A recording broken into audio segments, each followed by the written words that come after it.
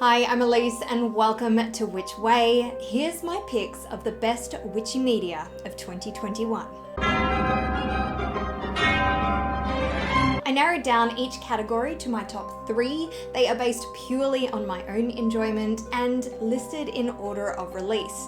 First up is films with the historical drama Aquelarre, which was also released under Coven of Sisters.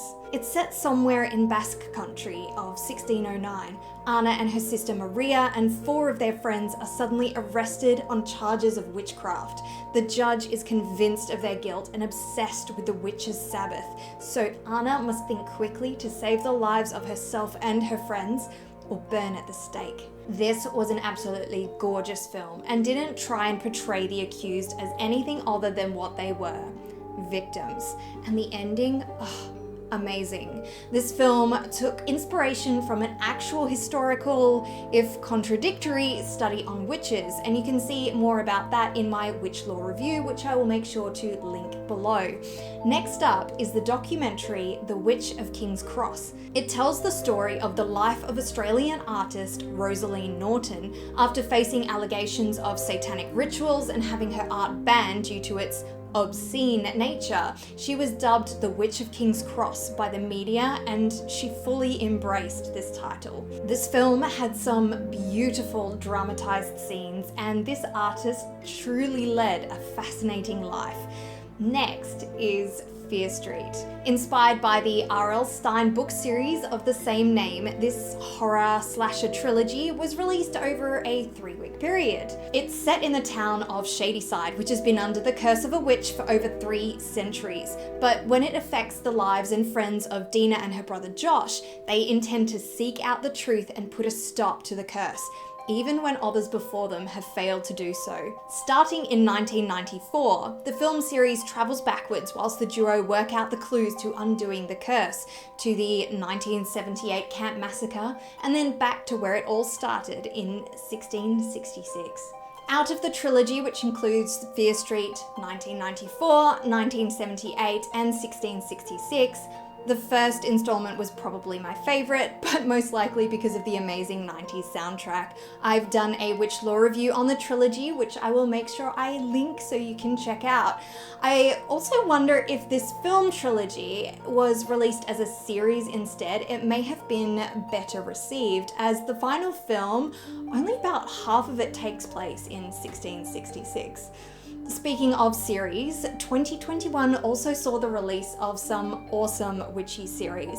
I'll only be including those that started in 2021, one of which is The Witch's Diner.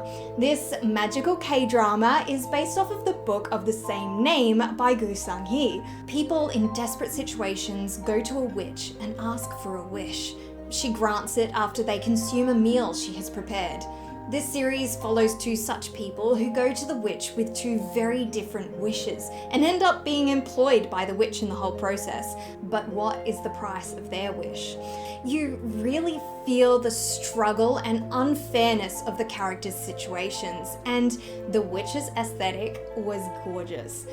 So was my next choice, the horror thriller Brand New Cherry Flavor. It follows an indie filmmaker who has her film taken away from her, so she decides to curse the person responsible at great personal cost. This series was amazing. The acting, lighting choices, and it was so freaking bizarre.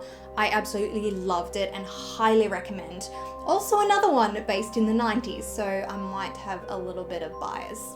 Next up is the sitcom WandaVision. It's set after the Avengers Endgame and follows Wanda Maximoff, who is locked away from the rest of the world and tries to create a perfect, normal family life in the town of Westview. But she has to face reality sooner rather than later, and someone in this town is trying to make her do just that. This was a very unique series. Every other episode was inspired by a different sitcom style, such as Bewitched and Malcolm in the Middle. It also draws inspiration from The Vision and the Scarlet Witch comics, and you can check out my Witch Lore review for more on that one. So those are my top 3 movie and top 3 series recommendations, but I would also like to give a couple of honorable mentions. I have discovered a couple of podcasts which I will be sharing in my monthly wrap-ups, but only one started and finished in 2021, and that was the thrilling fantasy drama If I Go Missing, The Witches Did It. It follows writer Jenna Clayton. She discovers that the elite of Westchester are secretly practicing witchcraft. After this revelation, she goes missing.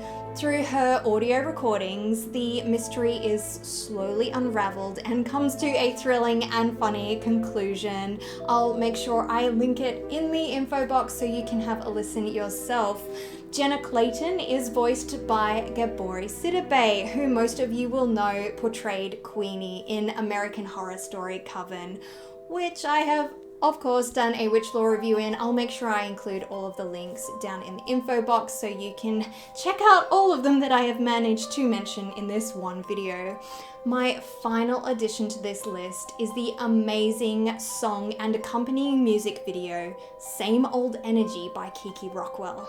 Everything about this is amazing, including the writing process to the making of the video. I believe she made most, if not all, of the costumes, so freaking well done. She goes through this process in a TikTok, which I will also link below, including the actual link to the music video itself, so you can check it out in all of its glory.